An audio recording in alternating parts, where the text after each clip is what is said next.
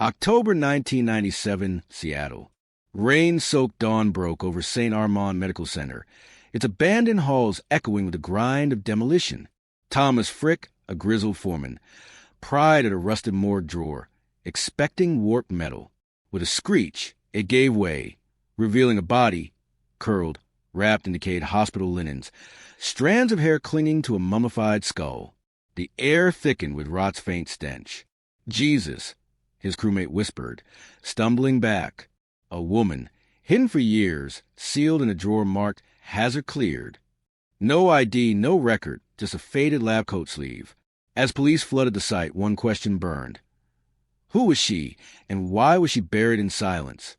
Viewer, what would you do, staring into a drawer that held a secret the city forgot for 16 years? Rain had cleared, leaving St. Armand Medical Center, a once thriving Seattle trauma hub, reduced to a skeleton of cracked concrete and shattered glass. In 1997, contractors gutted the East Wing for a new commercial complex, erasing decades of neglect.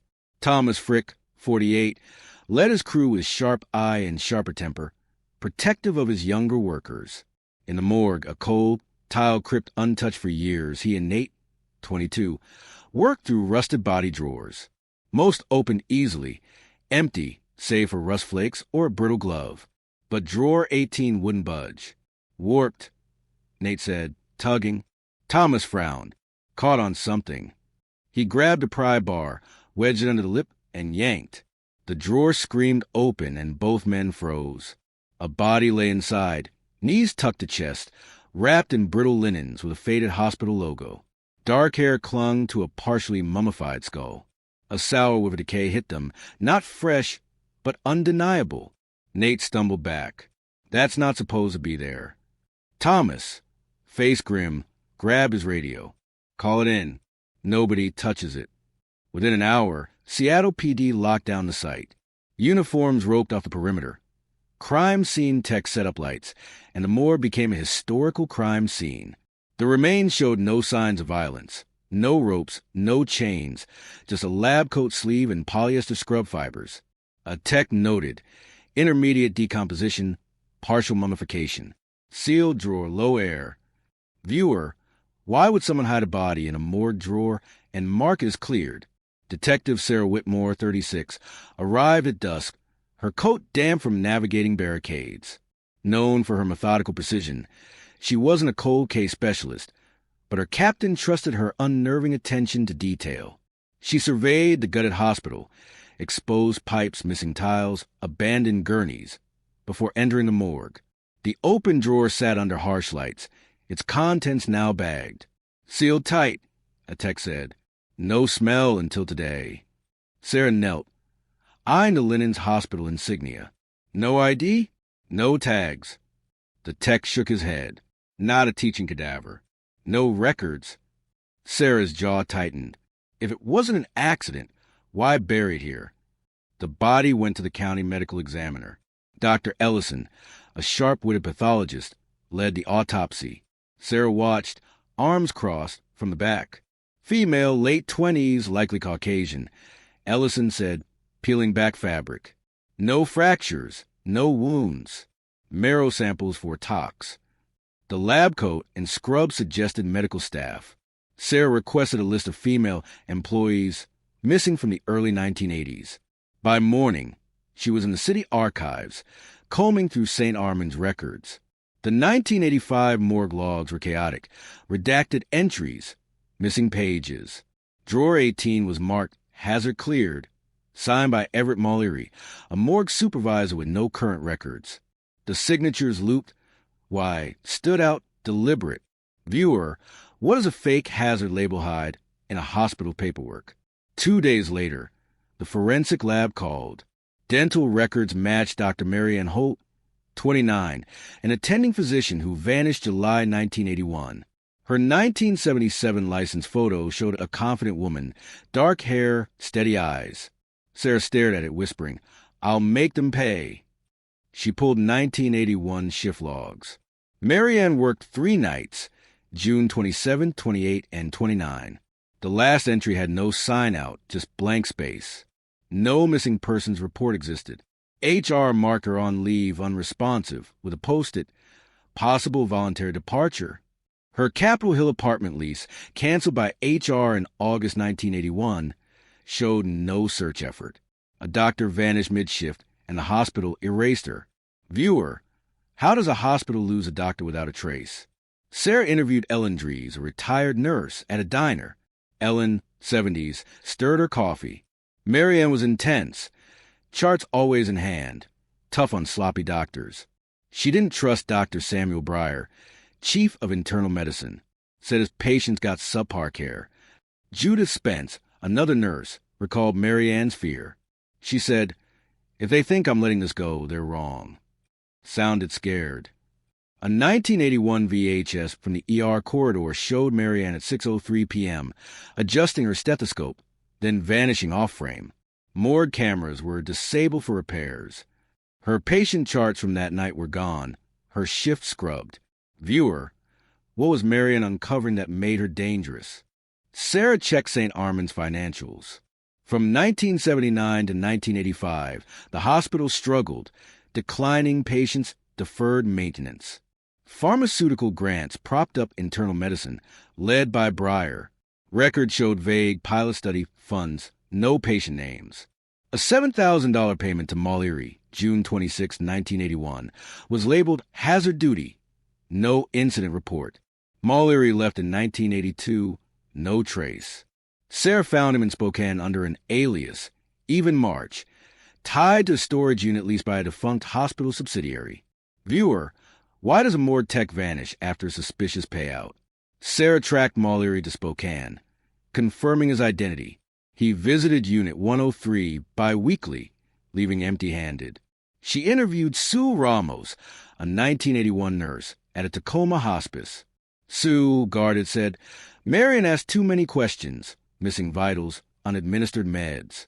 She stopped using shared clipboards, kept notes in her pocket. Sue handed Sarah a faded envelope. "Marianne gave me this. Said keep it safe if something happened." Sue burned its contents, terrified, after Marianne vanished. She went to Breyer's office that night, yelling, "I heard her," then silence. Breyer had power. Viewer, what was in that envelope that scared Sue silent? Sarah visited Breyer at his Queen and condo. A composed man in his 70s, he said, "Marianne? Resident, right?" Sarah corrected, attending. Vanished June 29, 1981. Your initials were on her charts. Breyer shrugged. "I oversaw many residents. No memory." His calm felt staged. Sarah dug into his career. Post-St. Armand, Breyer joined pharmaceutical boards tied to experimental trials. An encrypted email from burn-mailed org read, "Breyer ran off-book studies. Save this." A 1981 memo to Breyer urged trials on high-risk patients, no legal representation. Sarah's stomach churned. Unconsented experiments on the vulnerable. Viewer, what kind of doctor profits from the powerless?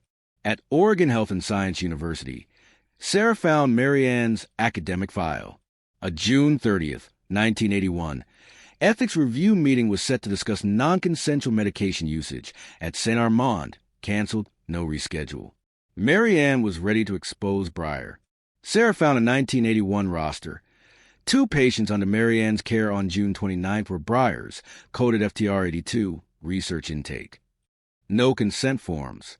She tracked Ruth Landry, whose father, Carl, died in 1980 after refusing a new drug. Records were misplaced. The Aguilar said Teresa died after declining as special treatment. 5 families reported pressure, refusal, death, missing records, all under Breyer. Viewer, how many deaths were buried to protect one man? Sarah surveilled Mallory. He visited Unit 103, staying 40 minutes. With a warrant, she opened it. Bankers' boxes held original patient records, no digital tags. A 1979 to 1981 critical mortality folder listed deaths, some marked with red XS. One name hit hard. Emily Whitmore, Sarah's mother, died in 1980. Cardiac arrest after refusing a trial. Marianne's notebook detailed Breyer's pattern. June 12th, patient refused study med. Records edited, no consent. SB initials. Marianne had uncovered a system targeting the vulnerable. Viewer, what do you do when your mother's death is part of a cover-up? Sarah confronted Mallory. Everett Mallory, she said. He froze but complied. At the precinct, she showed Marianne's notebook. You saved these, expecting this day. Mallory's hand shook. I didn't know what was in drawer 18. Breyer said seal it, biohazard, temporary. Gave me midazolam to calm her. He thought she'd wake up. She didn't. Breyer ordered the drawer sealed, using the hospital's asbestos closure as cover. Mallory altered logs, marked it cleared. I told myself it wasn't my fault, he whispered. Viewer, how do you carry the weight of hiding a murder? Mallory was detained for obstruction and negligence. Sarah targeted Breyer. His condo was empty, drawers open, certificates gone. A SeaTac patrol spotted his Lexus speeding south. Sarah joined the chase. Breyer's car flipped near a barrier, landing on its side. He crawled out bloodied, pinned by officers. His briefcase held a burner phone, offshore ledgers, 1981 to 1984, and Clarion biomedical letters, proof of unconsented trials. Sarah's evidence grew, Marianne's notes, the memo, Mallory's confession. Breyer was charged with fraud, conspiracy, and murder. Mallory confessed fully. Breyer said Marianne was unraveling, gave me a syringe. She was unconscious in minutes. I wheeled her to drawer 18, thinking temporary. She was dead by morning.